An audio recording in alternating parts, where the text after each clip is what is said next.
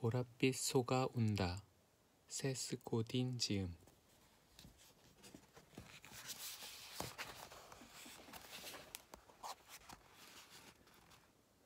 형편없는 프로그램 파워포인트를 경계하라. 당신이 아이디어를 누구에게 납득시키려 하든 간에 교회든 학교든 또는 포춘지 선정 100대 기업이든 아마도 당신은 파워포인트를 사용할 것이다. 파워포인트는 원래 마케팅 부서와 엔지니어의 원활한 의사소통을 위해 개발된 프로그램이다. 많은 양의 정보를 압축해서 전달할 수 있다는 점에서 파워포인트는 분명 리마커블한 도구이다. 물론 종이에 간단하게 메모를 해서 보낼 수도 있다.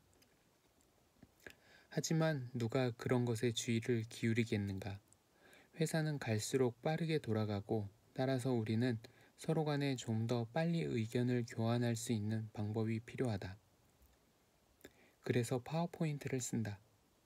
이 파워포인트는 당신의 컴퓨터에서 가장 유용한 도구가 될 가능성도 있었다.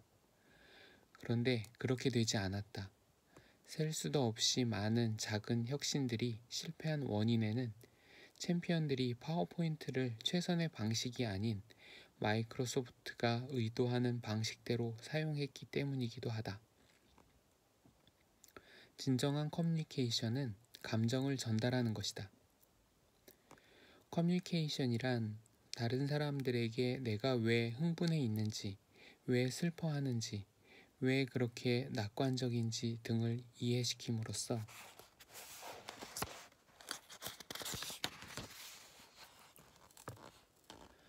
나와 견해를 공유할 수 있도록 만드는 작업이다.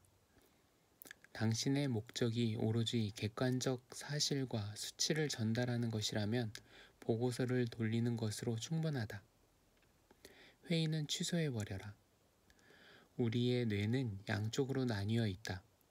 우뇌는 정서적인 기능과 예술적인 기능을 관장한다. 반면에 좌뇌는 운동 기능과 논리적인 기능을 관장한다. 프리젠테이션을 하기 위해 앞에 선 당신을 보면서 사람들은 양쪽의 뇌를 모두 가동한다. 그들의 오른쪽 뇌는 당신의 말하는 자세와 옷차림, 그리고 몸짓 등을 판단한다. 그런데 때로는 당신이 두 번째 화면을 넘기기도 전에 당신의 프리젠테이션에 대해 사람들의 우뇌는 나름대로 결론을 내려버리기도 한다. 그리고 나면 당신이 무슨 짓을 하더라도 그들의 마음은 움직이지 않는다. 때로는 서투른 논리와 근거 없는 얘기로 프리젠테이션을 망치기도 하지만 설사 논리를 제대로 갖추었다 할지라도 그곳으로는 충분하지가 않다. 거기에는 반드시 정서적인 요소가 포함되어야 한다.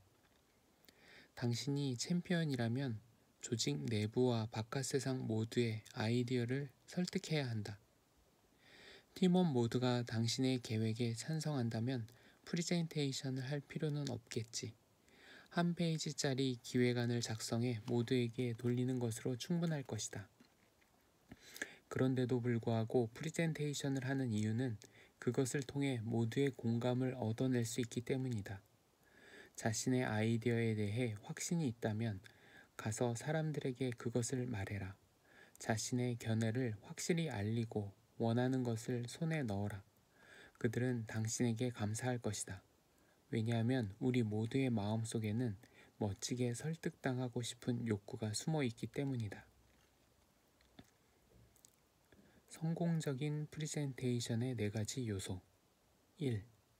당신만의 내용 요약 카드를 만든다.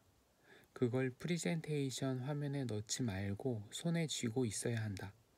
프리젠테이션을 할 때 간간히 보면서 하면 애초에 말하려고 했던 내용을 정확하게 전달할 수 있다.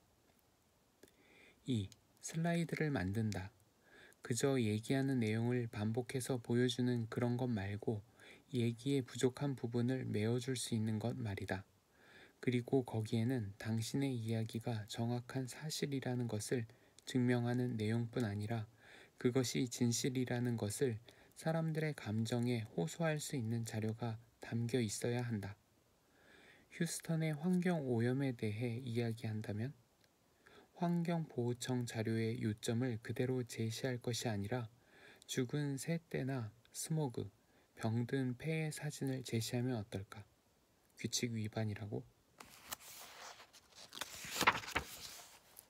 치사하다고? 그런데 통한다. 3. 자세한 보고서를 작성한다. 그러나 아직은 나누어 줄 때가 아니다. 가능하면 풍부한 주석과 상세한 예시 자료를 담아라.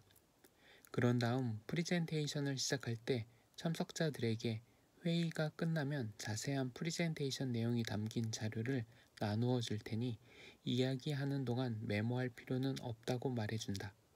기억하라. 프리젠테이션은 감정에 호소하기 위한 절차다.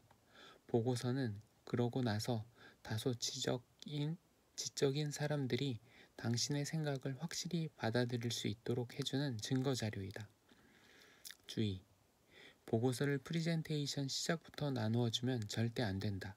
그걸 미리 받으면 사람들은 당신이 이야기하는 동안 당신을 무시하고 그것만 읽을 것이기 때문이다.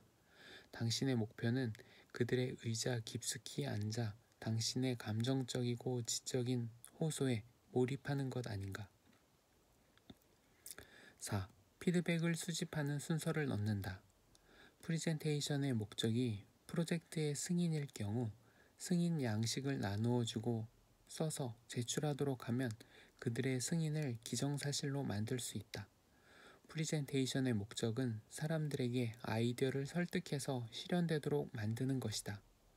Yes라는 대답을 듣기 전에 자리를 떠서는 안 된다. 아니면 최소한 언제 승인을 해줄 것인지에 대한 약속이라도 받아두어야 한다. 효율적인 파워포인트 이용법. 파워포인트 프리젠테이션을 극대화하고 싶다면 다음 5가지 규칙을 기억해 둘 것. 1. 슬라이드 하나에 사용하는 단어는 6개를 넘지 말아야 한다. 절대로. 이 규칙을 지킬 수 없을 정도로 복잡한 프리젠테이션이란 존재하지 않는다. 2. 조잡한 이미지는 금물이다. 전문가가 찍은 사진 데이터를 사서 쓴다. 3. 오버랩이나 회전 등 과도한 화면 효과를 사용하지 않는다. 4. 음향 효과를 몇 번 사용하는 것은 좋다. 그러나 파워포인트 프로그램에 내재되어 있는 것은 쓰지 않는다. 대신에 CD에서 음악이나 음향을 따서 사용함으로써 심리적인 효과를 높인다. 이것을 이용하면 사람들이 조는 기색을 보일 때 잠에 빠져드는 것을 막을 수도 있고 이 프리젠테이션이 다른 것들과는 뭔가 다르다는 느낌을 심어줄 수도 있다. 화면의 내용을 그대로 프린트해서 나누어 주어서는 안 된다. 화면 내용은 설명 없이는 이해할 수 없는 것들이다. 홈런을 칠 수 있는 방법을 알려주겠다. 이미지 화면을 제시한다. 그것은 청중들로 하여금 감성적인 반응을 촉발시킨다. 그들은 똑바로 앉아서 화면에 나온 그림 또는 사진에 대해 당신이 어떤 말을 할 것인지 궁금한 표정을 지을 것이다. 만약 설명이 제대로 됐다면 그들은 당신 이야기를 상기할 때마다 머릿속에는 어떤 이미지가 떠오르게 된다. 물론 이 방법은 사람들이 일반적으로 사용하는 방식과는 매우 다르다. 그러나 다른 사람들은 현상 유지를 위해 정신이 없고 당신은 그보다 어려운 새로운 혁신을 창조하는 데 여념이 없기 때문에 다른 것은 당연하다. 파워포인트 사용 시 저지르기 쉬운 커다란 3가지 실수. 파워포인트의 기능은 단 하나, 바로 청중과의 의사소통이다. 그러나 불행히도 이제껏 파워포인트는 청중과 의사소통을 한다기보다는 다음의 3가지 기능을 수행하는 데 주로 사용되어 왔다. 그리고 더욱 불행히도 이 3가지 기능은 아무리 잘 사용해봤자 훌륭한 프리젠테이션을 창출하는 데 도움을 주지 못한다. 첫째, 사람들 대부분은 파워포인트를 텔레프롬프터, 뉴스 진행자나 연설자 등이 사용하는 원고를 화면으로 보여주는 장치로 사용한다. 당신이 지금까지 해온 프레젠테이션을 한번 생각해보라. 프레젠테이션 내내 화면만 읽지 않았는가? 청중들이 당신이 화면이나 읽는 걸 보려고 거기까지 왔겠는가? 그러려면 뭐 하러 사람을 불러? 그냥 팩스로 보내지. 둘째, 책임 회피용으로 사용하는 경우다. 회의 후 파워포인트 자료를 복사해서 나누어 줌으로써 공식적인 보고서 쓰는 일을 피하려 하거나 자신이 이러이러한 내용을 분명히 이야기했다는 사실을 적시하려는 것이다. 셋째, 청중이 당신이 말한 모든 내용을 확실히 기억하도록 하는데 목표를 두고 사용하는 경우이다.